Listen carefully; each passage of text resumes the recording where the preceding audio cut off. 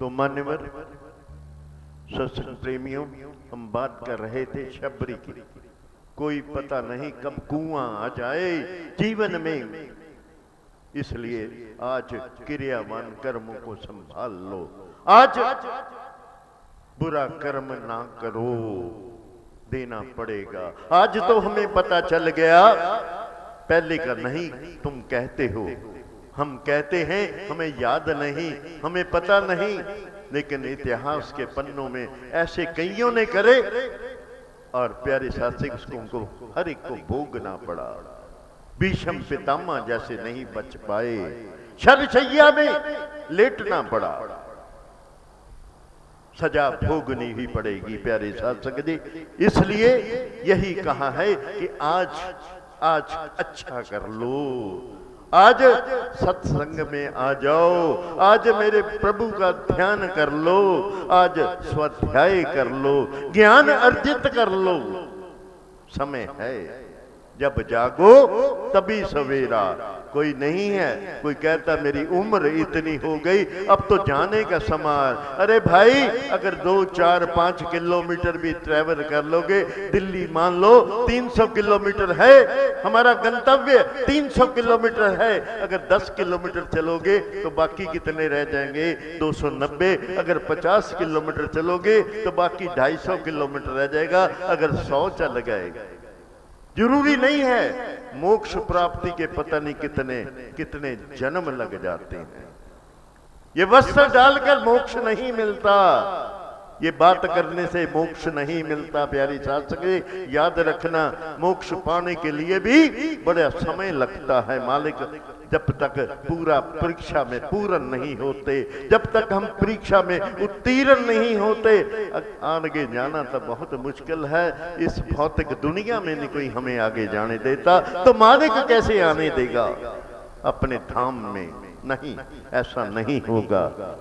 लेकिन फिर भी इसका माने ये नहीं है कि हम पुरुषार्थ न करें। धीरे धीरे पुरुषार्थ करते जाओ, आगे बढ़ते जाओ और एक न एक दिन अपने गंतव्य तक पहुंच जाएंगे। ऐसा ही कुछ भीलनी के साथ हुआ। भीलनी को जो है वहां जंगल में प्यारी शास्त्री जी अकेली, उसके मन में वैराग्य पैदा हो गया। क्या ऐसा भी हो सकता है? एक तरफ मेरी डोली जा रही है, एक तरफ मेरी शादी हुई और दूसरी तरफ मैं अकेली हो गई। याद रखना प्यारे साथ संगत जी, अगर जीवन में मेरे प्रभु का साथ नहीं है, मेरे प्रभु मालिक की कृपा नहीं है, आप अकेले रह जाओगे। अगर आप मालिक आपके साथ है और आप अकेले नहीं हो, फिर आप एकांतवास में हो। अकेले और एकांतवास दोनों शब्द ऑलमोस्ट एक ही लगते हैं, एक जैसे लगते हैं, लेकिन फर्क बहुत है। अकेले में मैं अकेला रह गया, मैं करूं क्या? आपका मन नहीं लगेगा। लेकिन अगर आप एकांतवास में हैं, आप योगिक अवस्था में हैं, आप मालिक से जुड़े हुए हैं, तो प्यारे साथी समय बड़ा प्यारा निकलेगा, अच्छा निकलेगा, सुंदर निकलेगा, गंतव्य की तरफ ले जाने वाला मिलेगा। लेकिन अकेले वो मालिक के साथ चूंकि जुड़ी नहीं थी, वैराग्य पैदा हो गया। ये ऐसा भी जीवन में हो सकता है। और मन ही मन में ये प्लान बना लिया, मन ही मन में फैसला कर लिया, संकल्प ले लिया, ना मैं इधर जाऊंगी, ना मैं वापस जाऊंगी और ना मैं इधर जाऊंगी। इधर ले जाने वाला तो छोड़ ही गया, लेकिन इधर मैं जा सकती हूँ, वापस अपने पेरेंट्स के घर जा सकती हूँ, लेकिन मैं जाऊंगी नहीं। आज ऐसा हुआ, कल भी ऐसा हो सकता है। वैराग्य पैदा हो गया। वहां एक झोंपड़ी बना ली प्यारी शास्त्री जी, और झोंपड़ी में रहने लग गई। और झोंपड़ी में रहने लगी प्यारी शास्त्री जी। वहां का कंदमूल, जंगल में क्या मिलता है प्यारी शास्त्री जी? जब जिसका नाम ही जंगल है, क्या मिलता है? जो मिला घास फूस मिला, कंदमूल मिले, प्यारे साधु से निर्वाह करने लगी। उसके मन में एक जागृत पैदा हो गई। उसने जब 2-4 दिन उसको घूमती फिरती रही जंगल में, उसने देखा कि आसपास प्यारे शास्त्री जी आश्रम ही आश्रम है, बहुत आश्रम है। मन ही मन में सोचा मेरे प्रभु ने मेरे पे कृपा कर दी। ये आश्रम में संत रहते हैं, तपस्वी रहते हैं, उनकी सेवा का मेरे को मौका मिल गया। प्यारे सत्संग जी, लेकिन प्रारब्ध में कुछ और था। प्रारब्ध में अभी वो नहीं था, उसके मन में जो विचार आए वो नहीं थे। प्यारे सत्संग जी, हुआ क्या, वो चूंकि उसने दूसरे ही पल ये सोचना शुरू कर दिया, चूंकि मैं निम्न जाति की हूं, निम्न ट्राइब की हूं, शेड्यूल्ड कास्ट हूं, इसलिए जो है मेरी सेवाएं आश्रम वाले नहीं लेंगे, संत मेरे से सेवाएं नहीं लेंगे, तो फिर क्या करूंगा। ऐसे प्यारे सत्संग जी, लेकिन फिर भी उसने अपना मन बना लिया, और मन बनाकर प्यारे सत्संग जी एक आश्रम छोड़ा, दूसरे के पास चले गए, दूसरे के पास, तीसरे के पास, चौथे के पास, ऐसे बेचारी घूमती रही। कई महीने निकल गए, लेकिन कहीं पे किसी ने आसरा नहीं दिया, किसी ने भी सेवा का मौका नहीं दिया। वो सेवा करने के लिए तैयार थी। प्यारी सत्संग जी, याद रखना, सेवा मिलती नहीं है, अपने आप नहीं मिलेगी। प्यारे साथी, जब मालिक की कृपा होगी तभी सेवा मिलेगी, उससे पहले सेवा नहीं मिल सकती। लेकिन पहले उसके लिए भी पात्रता बनानी जरूरी है। बिना पात्रता के सेवा नहीं मिलेगी, मालिक कभी सेवा नहीं देगा। अगर सेवा देगा भी तो प्यारे सत्संग जी कुछ ना कुछ गलत हो जाएगा। उसके लिए भी मैं कहता हूं, हमेशा अपने क्रियावान कर्म, अपने कर्म अच्छे करो, ताकि मालिक और कुछ नहीं तो हमें सेवा तो दे सकता है, सेवा का मौका तो मिल सकता है। प्यारे सत्संग जी, तो ऐसा वो बेचारी शबरी एक आश्रम से दूसरे आश्रम, दूसरे से तीसरे, तीसरे से चौथे, लेकिन नहीं बाता। लेकिन पुण्य कर्मों के संस्कार भी जागृत हो गए। कुछ नहीं पता, कभी कभी निराश ज्यादा ना हुआ करो, निराश ज्यादा ना हुआ करो, कोई पता नहीं अगले पल में क्या मेरा मालिक की कृपा तुम पे कर दे, कुछ कहा नहीं जा सकता।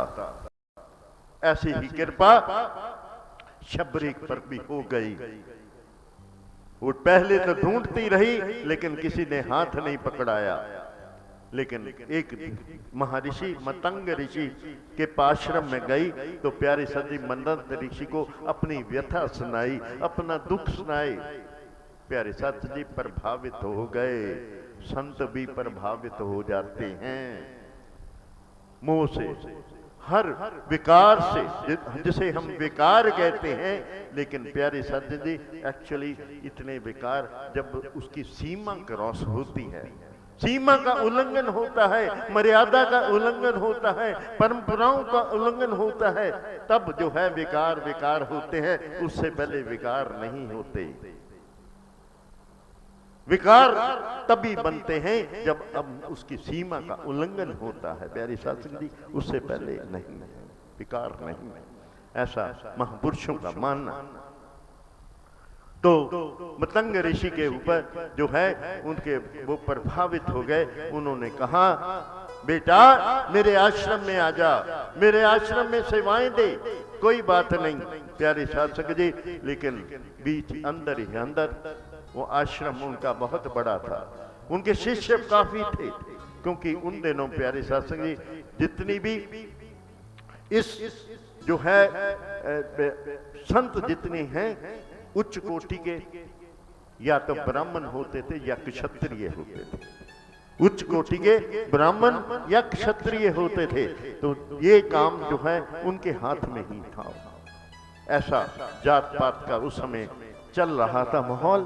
तो प्यारे साथी जी, जब इन्होंने कहा, ऐसा कहा, तो उनके शिष्य ही उसके विपरीत हो गए। मतंग ऋषि के उन्होंने कह दिया, महाराज ये क्या।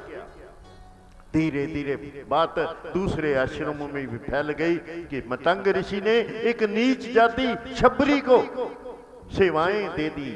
तो प्यारे साथी सब इकट्ठे होकर आ गए, मतंग ऋषि को कहने लगे। लेकिन मतंग ऋषि अड़िंग रहे, उन्होंने अपनी जो वादा किया पूरा किया।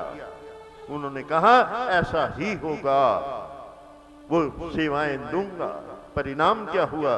परिणाम जो भी होगा मैं उसके झेलने के लिए तैयार हूं, ऐसा मतंग ऋषि ने कह दिया। तो बाकी जितने भी आश्रम वाले थे उन्होंने क्या कर दिया? सामाजिक बहिष्कार कर दिया। मतंग ऋषि का सामाजिक बहिष्कार कर दिया, जिसे हम कहते हैं सोशल बाइकाट कर दिया। मतंग ऋषि के साथ आदान प्रदान बंद कर दिया। परिणाम स्वरूप उन्होंने कहा कोई बात नहीं, सेवाएं छपरी की लूंगा। छपरी जो है सुबह बड़ी मुश्किल से सेवाएं मिली प्यारे साथी। सेवाएं जल्दी से नहीं मिलती। जब सेवाएं मिलती हैं तो प्यारे साथी ध्यान पूर्वक करनी चाहिए, पूरे ध्यान से करनी चाहिए। उसको जो है विकारों को अंदर मत आने दो। सेवाएं हैं तो विकारों को श्रद्धांजलि दे दो। अगर आपको खाना भी बाहर खाना पड़े, याद रखना सेवाएं कर रहे हो, यहाँ आश्रम की सेवाएं कर रहे हो। अगर आश्रम से आपको खाना भी ना मिले, रहना ना मिले, कोई बात नहीं, सेवाएं कबूल करना, सेवाएं मत छोड़ना नहीं। अगर एक दिन ऐसा आएगा कि आप जो है आश्रम के अंदर होंगे, मालिक की कृपा होगी, सेवाएं छोड़नी नहीं चाहिए। और सेवाएं को लाइटली नहीं लेना चाहिए, लाइटली नहीं लेना चाहिए।